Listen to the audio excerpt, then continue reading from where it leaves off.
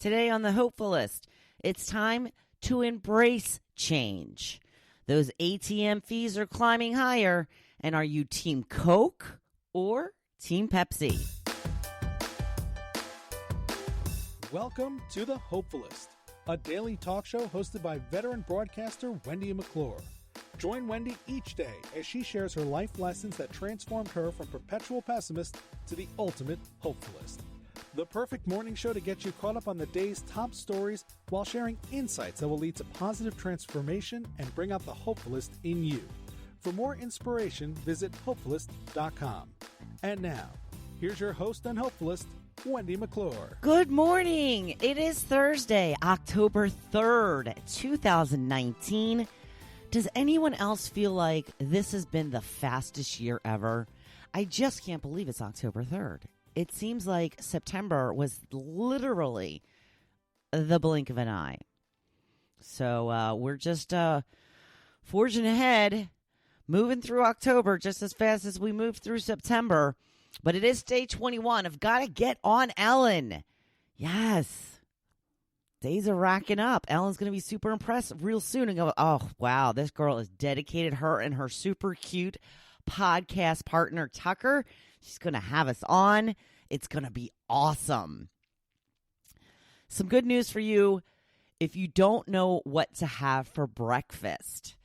If you're one of those people who just can't seem to find the right thing to have for breakfast, a new study has come out that says pizza is more nutritious for you than cereal. Now, it seems the pizza has less sugar and about the same calories as cereal. They're saying it's probably not recommended to have it every single day, but if you're in a hurry and you would normally just grab a bowl of cereal real quick, maybe you can grab a cold slice of pizza out of the fridge. I don't really like my pizza cold. I can eat it cold. I have eaten it cold. But we always reheat our pizza in the oven. You can't microwave pizza. I've even tried it in the pan. They say to put it in a frying pan, and it'll warm up that way. Nothing like putting it back in the oven. Even better if you have a toaster oven. We used to have a toaster oven, but they are so big and bulky. We decided to get rid of it. So we do everything by oven, which takes a little bit longer, but it's usually worth it. I can say that because I had some leftover pizza yesterday for dinner, and now I've put the rest of it in the freezer.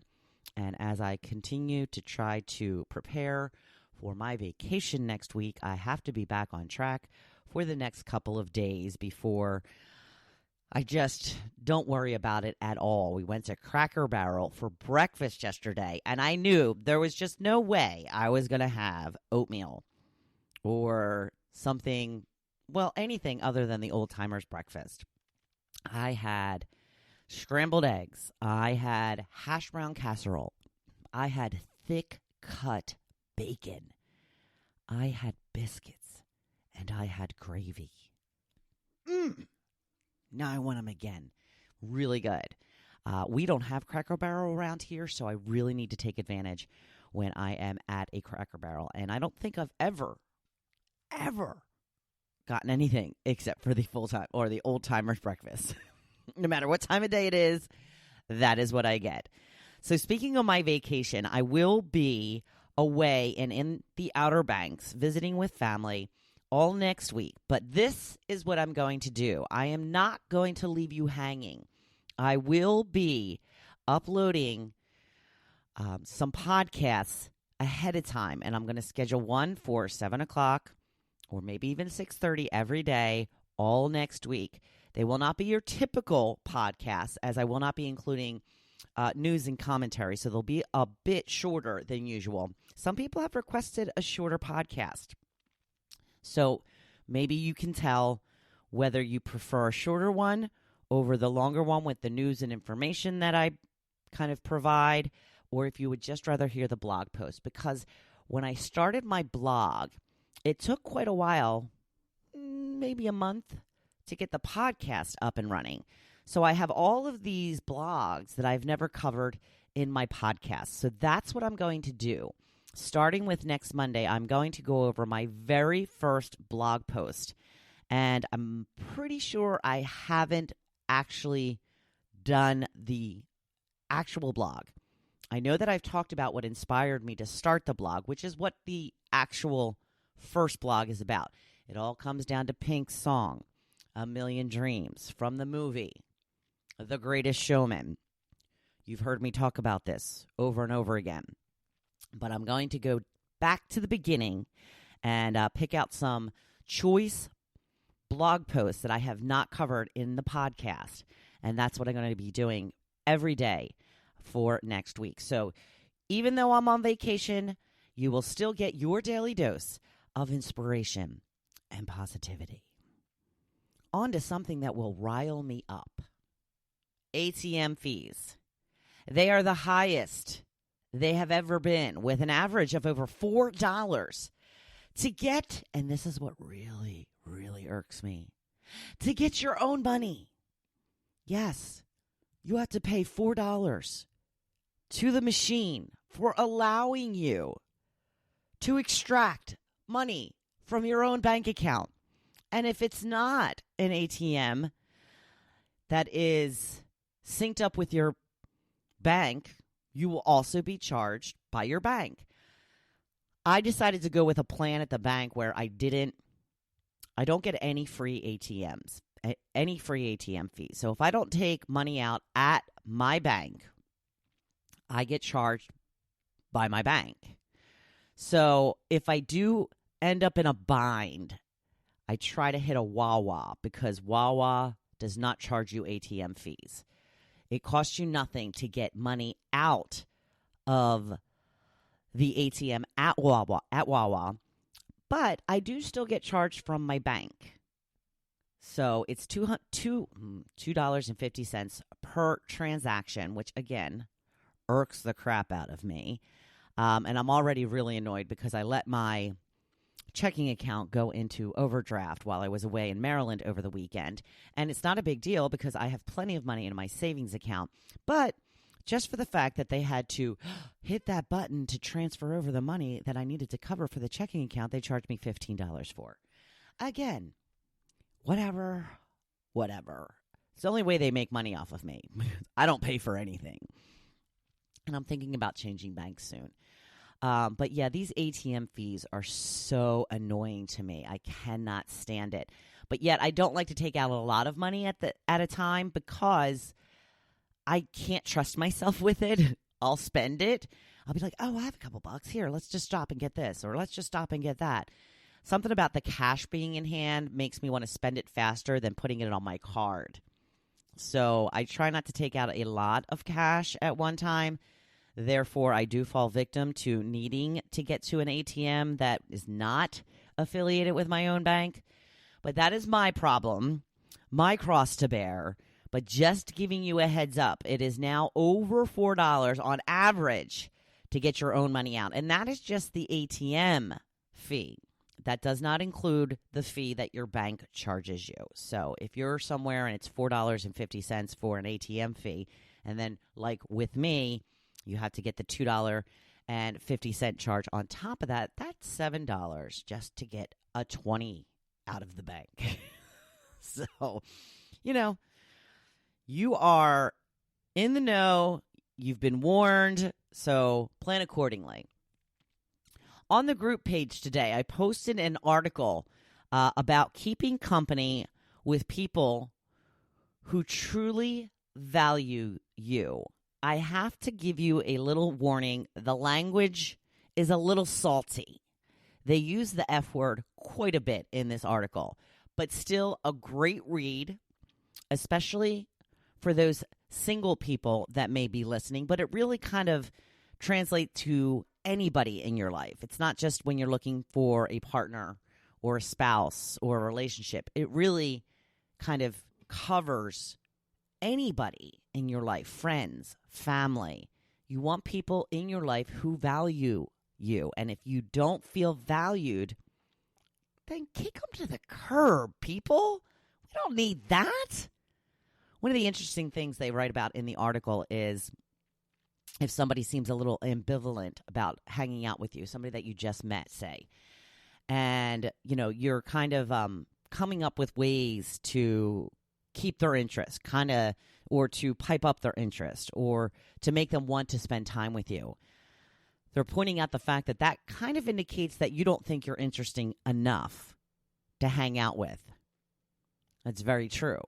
You got to be yourself. We all know it takes a while to get there. I've come along slowly through the years. I'm definitely the best I've ever been. However, still have a ways to go. But yeah, stop trying to win people over. You don't need to win people over. People should love you already the way that you are. And if they don't, then they're not your people. And I know that's easy to say, but if you have the confidence and if you are self-assured, you know that people will come along. So you don't want to waste your time on people who seem ambivalent about you. Yeah, that's right. Kick them to the curb. So I had a big topic, a very popular topic. Oop, dropped my phone. Sorry, Tucker. Scared the bejesus out of Tucker. It's okay, girl. Go ahead and lay down. Yes, I asked if you were Team Coke or Team Pepsi. And, people were very, very vocal about whether they liked Coke or Pepsi. So I'm going to go with some of the people who wrote a little bit more than just Coke or Pepsi. And Mariti says, Fountain Coke Classic with the right ratio of Coke syrup to soda water. Very important to have that set up exactly right. And I am a big fan of the fountain soda myself. In fact, I stop often at Wawa. I am a toss-up between Diet Coke and Diet Dr. Pepper. I love them both, and it kind of depends on my mood which one I prefer. Lately, I've been leaning a little more to the Diet Coke because sometimes there's just, I just open up a can of ice-cold Diet Coke, and it just goes down so smooth. And it tastes so good. But I do enjoy a fountain soda as well. And I normally will get a Diet Dr. Pepper. And then they let you add flavors to the soda. So I typically get a cherry Diet Dr. Pepper with a little bit of ice and a whole lot of soda. So Veronica says they're both the same to me. I used to think the same thing too. But they're not really. You can definitely taste the difference. Diet Pepsi, and I can only speak of Diet because I don't really drink regular soda, but Diet Pepsi kind of a bit sweeter than Diet Coke. Now, Wilbur says Coke, but I like RC better than both of them. Mina says LaCroix, which I believe is some kind of soda water, I think. Who else? Grace says definitely Coke. It runs through my veins. Denise says Dr. Pepper. Yeah, Denise, I'm a pepper too. Denise also says, a different Denise, Cherry Coke. My husband prefers the Cherry Coke as well. Marcy says, I like Pepsi, but my son is a Coke person. Where did I go wrong? Kathy says, it's definitely Coke. Practically everyone on my father's side of the family worked for them, and Diet Coke tastes the best. I agree, Kathy. There is just nothing like an ice-cold Diet Coke. Let's see. Team Coke, Adele says, preferably Cherry Coke. Now, the people who picked Pepsi are not as impassioned as the Coke drinkers. They're just writing down Pepsi, where I'm seeing a lot of exclamation points next to the Coke. I'm seeing some, definitely Cokes, some just that these people have the need to try to convince why Coke is the better option. And when it comes down to it, this is what it comes out to, people. Coca-Cola drinkers, from my personal survey, 72%.